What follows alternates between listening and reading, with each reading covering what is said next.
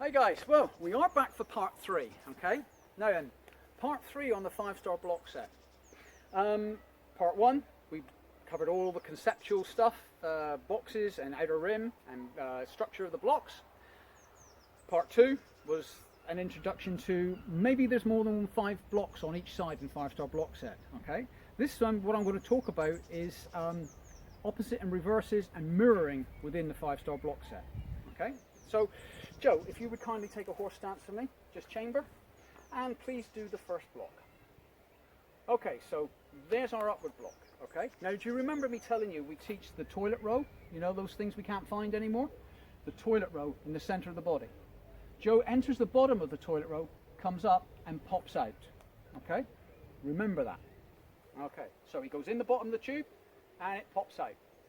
Now then, the next block, remember, is the inward block. Go to it. Point of reference. Okay, that's our point of reference. The next movement, without going into what we did on the take 2 of all the intricate little blocks on the path of action, Joe's going to go straight to the outward extended block. Bang. Okay, so now this is where the set goes into reverse, and it also goes into opposites, height and low.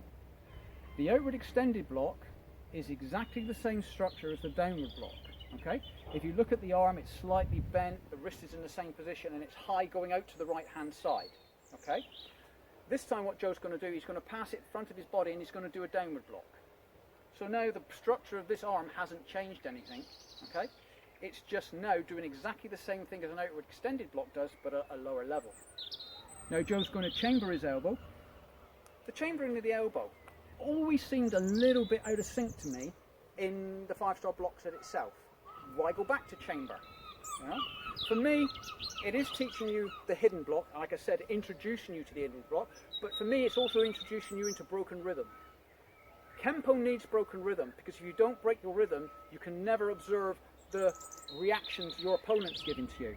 If you just blast your techniques without stopping to think about how your strike has caused your opponent to react, you could end up putting yourself in danger. You could end up missing the attack, missing the sequential movement. It'll miss its target, and you'll end up in a bad place. So broken rhythm is very important, and this for me is the first place broken rhythm is taught. Okay, so from here, Joe's now going to do the pad block. Now you remember we bring the pad block quite high, okay? And the reason for that is it's the reverse of the upward block. It's doing an upward block going down low. Joe's got that tube in front of him again, but this time he puts his hand in the top of the tube, and he pushes down through the tube to the pad block position. And the arm here is exactly the same position as here. It's just down the bottom, his hand is open. Up here, his hand is closed.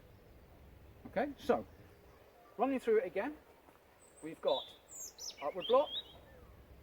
Open your hand, Joe, to the pad block. Same sequence. Close your hand. Okay, inward block, point of reference. So we know where we are within the set, and we can move from here, because this is our common block. This is the block we use most of all, so we want to be able to move all different places from the inward block. From here, Joe now does the outward extended block, and if I drop this down, it's the downward block. Okay, up here. Now Joe starts changing his position, changing his movement. He goes down. Okay, so he's now in the downward block. Now he comes back the way he came, chambers his weapon. Broken rhythm for me, and also the hidden block. And now he goes to the top of the tube and he pushes down. Then he comes back and chambers. So we have a 5-star blocks, sequence of blocks down here and a sequence of blocks up here, which are the mirror images of each other. Okay, now then, something you really need to try with the 5-star blocks is doing it from a fighting stance. This is good training because obviously we're not worrying about our hips. All right? So if Joe takes up a right neutral bow facing the camera, okay, chamber your weapons for now. Okay, now Joe starts to do the 5-star block set again. 1, 2, 3, 4, 5, and 6. Good. That works a lot better for his structure. Now this is the reason why. Go back into your horse stance. A lot of times when I see people do the 5-star block set, they're not paying attention to the structure of their body. When you're in this position, you carry your shoulders back. Let the skeletal structure carry the muscles, not the other way around. Don't let the muscles carry Don't let the muscles carry the skeleton, okay? Let the skeletal structure carry the muscles, relax into it. Keep your shoulders back and relaxed. Now, when Joe does a inward block, do an inward block for me, okay? Notice his shoulders have not changed position. If he does this, his structure is just compromised. He's very easy to move. I just have to lightly push him. But if he's in a good stance, his shoulders relaxed, does his inward block, he's a lot more stable. Okay? Pushing somebody in a horse stance front and back is never going to make you perfectly stable, but as soon as he starts to push that shoulder forward, I just have to lay my hand on him and he's gone. Okay, go back into horse stance again. Okay, so does his upward block, good, and he does his inward block. Does his outward extended block, and then the downward block, and then retreat for the pad block, and pad block, good. Okay, so like I said, we've got this structure. And again, he's just going to repeat the same movement again in his neutral bow, please. Upward block, no shoulder movement. Inward block, no shoulder movement. Outward extended block, no shoulder movement. Downward block, no shoulder movement. His structure's still sound. His skeleton's carrying his muscles. Back elbow and pad block. Excellent. Okay, go back to your horse stance again. Now I'm going to show you another common error that I see quite often in 5-star block set. Do the last movement, the pad block. Okay, shoulder back. People feel they need to turn the arm so the elbow becomes a weapon.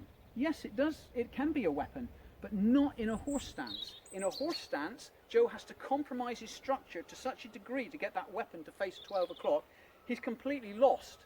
There's no problem with taking his structure when he's so twisted. But if he goes back into his neutral bow, now does a pad block, he's not lost his structure, but look, the target is right to the 12 o'clock. The weapon's going straight to the 12 o'clock. So, facing me, if I was to throw a knee at Joe, guard up. Okay, if I was to throw a knee at Joe and Joe pad blocked it, he's got me. As a ricochet shot, using my force against myself. Okay, so that's just a little bit of an addendum to what we've done. One thing I didn't point out on my earlier tapes is where the sets lie within our syllabus. Now then, the sets are known as appendices, okay? We have forms number 1 and number 2, short and long. As most of my colleagues know, those are called the dictionary forms. And then from short form 3 up, for me, short form 3 to 6 are the encyclopedia forms. I tend to look on 7 and 8 as advanced sets rather than forms. They're introducing you how to use sticks, they're introducing you how to use knives, get comfortable with them.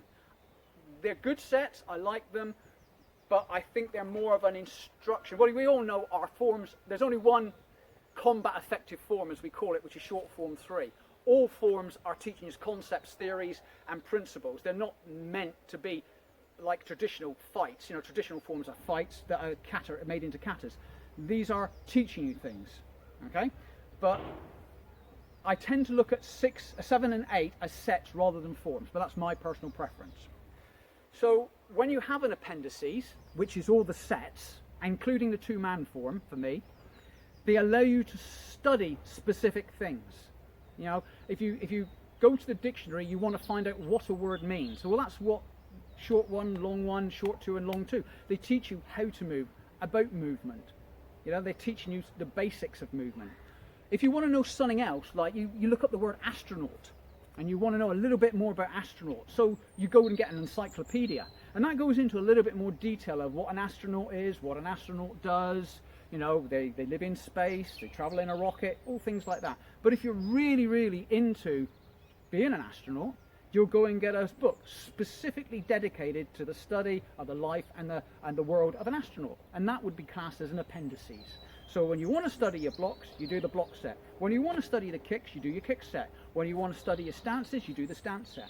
However, if you want to get really complex, have a go at this. I'm not going to demonstrate to you, but we do it quite often in our club. Combine blocking set 1 and stance set 1. Time the blocks with the stances. It's good fun, it matches up, and you can do it. So you can also learn new ways of movement, but you can also learn economy of training time. If you don't have a lot of time to train, you can combine 2 sets for 1. Okay. Well, again, I'd like to say thank you to Joe for all his help. He's been sterling. I don't know how many mistakes I've made and I've had to redo this video in, but He's got a patience of a saint. So we'll say good night and thanks very much. Cheers, bud. Right. Well,